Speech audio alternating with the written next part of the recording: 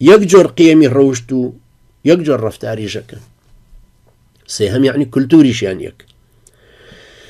هەموو مسلمانێک پێغەمبەری خوای صلی الله عليه وسلم بە پێشەوای نمونەی خۆی ئەزانێ، هەوڵەدا بەپێی سونەتی جەنابی عليه الصلاة والسلام ڕەفتار بکات لە هەموو بزاوت و سرەوتێکە ئیقتیدای پێیەکە. ئەمەوە ئەکا مسلمانانی دنیا یەک جۆر ڕەفتار و ڕەوشتیان هەبێ، هەمویان لەسەر یەک جۆر ئاداب بن.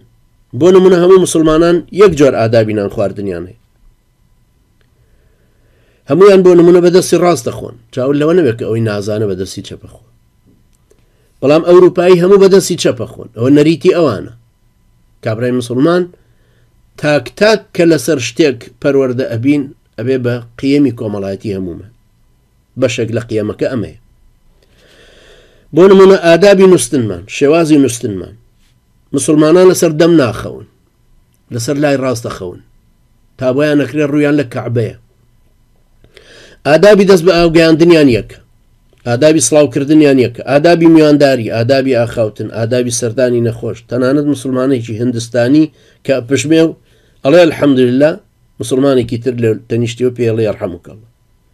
ئادابی ڕۆشتنی هەموو مسلمانەکان بۆ مزگەوت وەکو یەک، ئەسڵی ڕەوشتیشیان وایە، هەموو بێ ئارام بن، ئەگەر چی لە ڕادە و بڕی ئارامگرتنەکانە جیاوازن، لە ڕادە و بڕی زانینی ئادابەکانە جیاوازن، لە زانینی ڕادە و بڕی بەڵگەکان بە ڕادەی جیاواز، چونکە کەسایەتیان جیاواز، بەڵام هەمویان ڕاستگۆن، بەوەفان، سەرڕاستن، ئەمینن، ڕاستپاردە ئەپارێزن. تەڵێن مەبەستم هەمووی لە مسلمانە دیندارەکانە.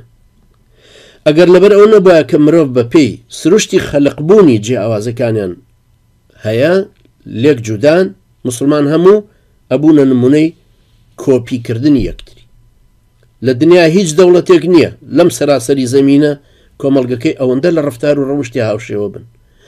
هیچ کۆمەڵگەیەک نییە، هیچ ئومەتێک نییە لەسەر زەمینە ببینی دەوڵەتی نەمابێ، پاپای نەبێ، خەلیفەی نەمابێ، سوڵتەی مەرکەزی نەمابێ، بەڵام ئومەتەکە لە مەغریبەوە هەتاکو ئەندۆنیسیای لەسەر ئەو ئەخلاق و ڕەفتار و ڕەوشتە مابێ کە پێغەمبەری خوا عەلەیهی سڵات وسەلام بەیانی کرد.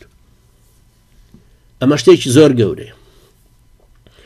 جا ئەمە ئیستیعمار و ئیستیعماری گەران، وەکیلکەکانی ئیستیعمار و عەلەمانیەتە کافرەکان دەگ لەسەر ئەمە ئەدەن بۆی ئەمە نەمێنێ، چونکە دەرەقەتیشی نایەن.